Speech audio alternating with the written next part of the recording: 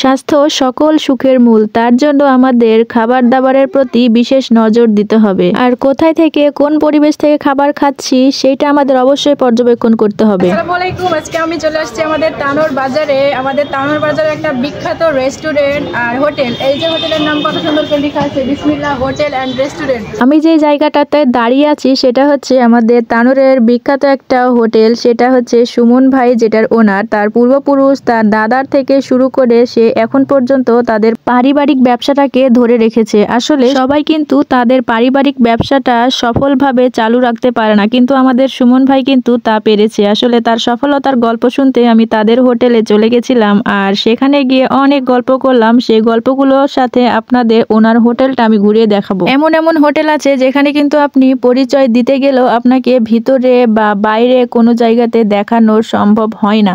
আসলে পরিবেশ মেনটেন করে, হাইজিন মেনটেন করে কিন্তু অনেক হোটেলগুলোতে কাজ করতে পারে না, কিন্তু আমাদের সুমন ভাই কিন্তু সেই ব্যাপারটা, অর্থাৎ স্বাস্থ্য সম্পর্কে সচেতনতা বৃদ্ধির কারণে এত সুন্দর পরিবেশ তৈরি করেছে, দেখে যেন মনটা ভরে উঠছে। এখানে সিঙ্গারা ছিল, দই মিষ্টির জন্য আলাদা একটা সুন্দর ব্যবস্থা করা হয়েছিল, আর পাশাপাশি এত সুন্দর পরিবেশ।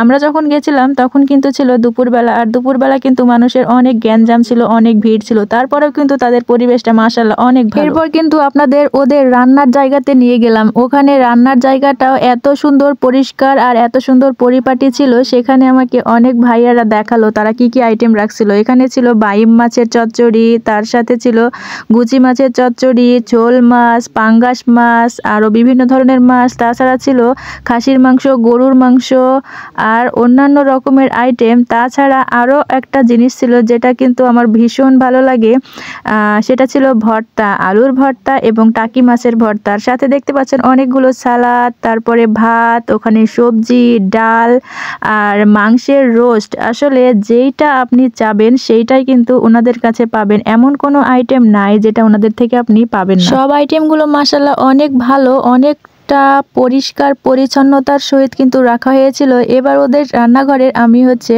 কর্মী বা কর্মচারী যারা আছে, যারা হচ্ছে কাটাকাটির দায়িত্বে থাকে, তাদের কাছে গেলাম। তারা কিন্তু মাশাআল্লাহ অনেক ভালো, তারা আমার সাথে এত ভালো ব্যবহার করছিল আর এত সুন্দর কথা বলছিল, আমার জাস্ট মন ভরে গেছিল। আসলে ওরা যে এত ভালো, এত ফ্রেন্ডলি, আমার সাথে এত ভালোভাবে কথা বলছিল।